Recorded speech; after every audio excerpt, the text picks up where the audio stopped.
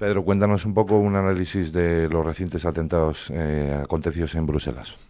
Bueno, pues evidentemente tiene muchísimos flecos y muchísimos análisis que se pueden extraer. Lo primero es que se ha repetido un patrón de lo que ya se había visto en los atentados del 13 de noviembre en París, en el sentido de que son atentados cometidos por suicidas, además suicidas que vemos que cuando no consiguen el objetivo lo que hacen es no llegar a actuar para intentarlo posteriormente.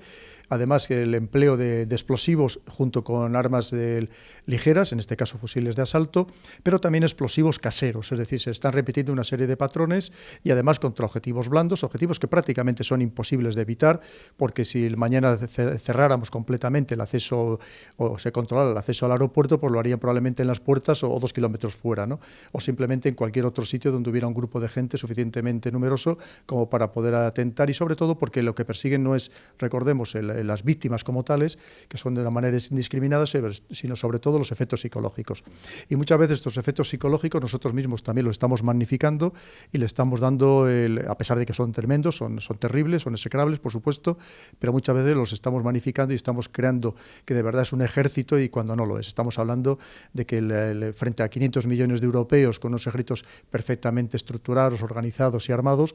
una milicia que tenemos enfrente, que pueden ser 25 o 30 mil hombres, no es un enemigo que desde luego vaya a acabar con la civilización europea, ni muchísimo menos. Y además hay que tener en cuenta que, por otro lado, nosotros tenemos un problema interno que nosotros tenemos dentro de Europa, o más concretamente de algunos países europeos, y que simplemente es aprovechado, es explotado por unas fuerzas externas, que recordemos que en los atentados de Charlie Hebdo de principios del año pasado, quien los reivindicó fue Al-Qaeda en la península arábiga, Al-Qaeda en Yemen, y en este caso es el Estado Islámico, es decir, unas fuerzas externas que lo que hacen es aprovechar una de nuestras debilidades que hemos ido abandonando, que se ha ido generando dentro de nuestro intestinamente, y que a la que no hemos sabido hacer frente, y de todo eso lo que tenemos es que extraer lecciones sobre, no solamente sobre cómo actuar inmediatamente, sino sobre todo cómo actuar a medio y largo plazo, especialmente en los países que todavía no tenemos tan desarrollado este problema como puede ser el caso de España. Yo creo que esas son las principales lecciones que tenemos que extraer de todo lo sucedido. Una última pregunta. ¿Cómo crees que Bélgica puede un poco afrontar el problema de terrorismo que está un poco instaurado en Bruselas? Pues yo creo que además de crear unas estructuras unificadoras, es decir, un mando único, por ejemplo, de los servicios de inteligencia, de las fuerzas policiales, que no va a ser sencillo en un país tan sumamente fragmentado desde el punto de vista político, yo creo que sobre todo tienen que recurrir también a la ayuda externa. Es muy importante, y a lo mejor esto es lo que nos debería llevar a plantearnos, aunque sabemos que es una utopía, el disponer de verdad de una fuerza policial única europea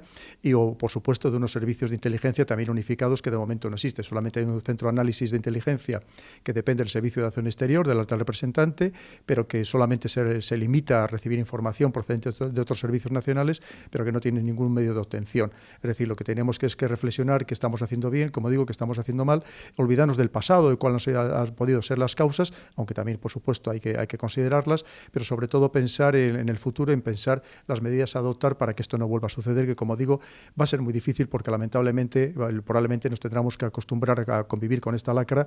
porque desde luego va a seguir habiendo gente, va a seguir habiendo grupos de radicales que traten de explotar nuestras debilidades, y estamos mostrando que tenemos unas cuantas. Por último, ¿cuáles crees que son las mayores debilidades de Europa frente al terrorismo internacional? Pues las debilidades son desde muchos puntos de vista, desde sociales y también desde no saber reaccionar exactamente de un modo coherente. Es decir, actuar, por ejemplo, ahora mismo, enviar aviones F-16 para bombardear, primero no sabemos qué, no sabemos si eso va a causar más bajas civiles colaterales, que al final lo que está haciendo es realizar el problema, y a lo mejor lo que tenemos que pensar es que es mucho más eficiente actuar de una manera diplomática, desde una manera incluso de buscar una negociación entre todas las partes, y a lo mejor incitar a los países del entorno a resolver los problemas por sí mismos, más que intervenir nosotros los occidentales, que estamos demostrando que todo allí donde hemos intervenido, sea en Afganistán, sea en Irak o sea en Libia, no solamente hemos aportado soluciones, sino que lo que hemos hecho en muchos casos es agrandar el conflicto o crear conflictos que no existían.